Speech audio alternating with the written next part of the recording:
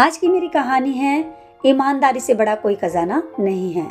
रामू नाम का एक किसान था जो किसी का खेत लेकर बोया करता था और उसी के हिस्सेदारी के हिसाब से वह अपने घर का खर्चा चलाया करता था। उसका एक बेटा था जिसका नाम था साहिल। साहिल अपने पिता के साथ पूरी मेहनत करता था। साहिल पढ़ाई भी साथ साथ किया करता था और वह लगभग 20 वर्ष का था। एक दिन उसके पिता खेत पर नहीं आए तो साहिल अकेला ही खेत पर काम कर रहा था। काम करते करते उसे खेत में कुछ दबा हुआ मिला। उसने देखा कि खेत में हार अंगूठी दबी हुई हैं और जब उसने पाया कि वे सभी सोने के हैं तो उसके मन में एकदम से लालच आ गया कि ये सब तो हमारे जीवन को बदल सकते हैं, हम इनको बेचकर कुछ नया काम शुरू कर सकते हैं।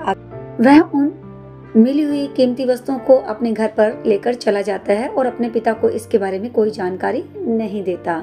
सारी रात उसी के बारे में वह सोचता रहता है। सुबह उठकर वह गांव के मुखिया के घर पहुंच जाता है और वह सारी बात उन्हें बताता है और वह उन्हें कीमती वस्तुएं दे देता है जो उन्हें खेत में मिली थी।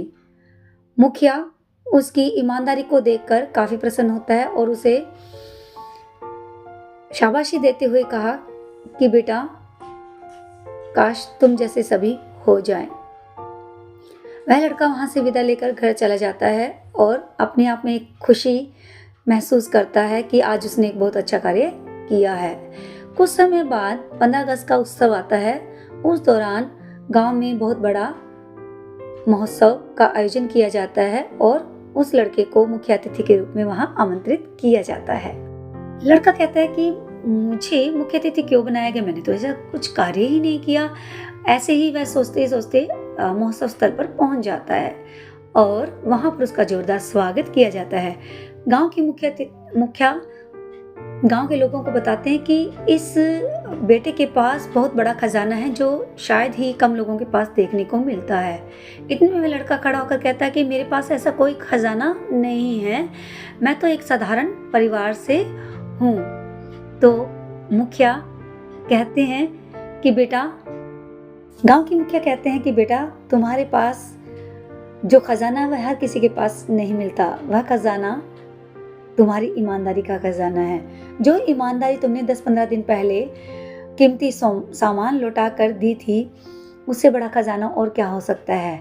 गांव के सभी लोग यह बात सुनकर तालियों से उसका उत्साह बढ़ाते हैं। लड़का बहुत खुश होता है कि मैंने जो कदम उठाया था बहुत अच्छा था और गांव के मुखिया उसे तरह तरह के उपहार देकर सम्मानित करते हैं और उसे गांव में हमेशा के लिए एक पद पर रख लिया जाता है जो गांव में बच्चों को, युवा पीढ़ी को अपने संस्कारों से उन्हें जगाए।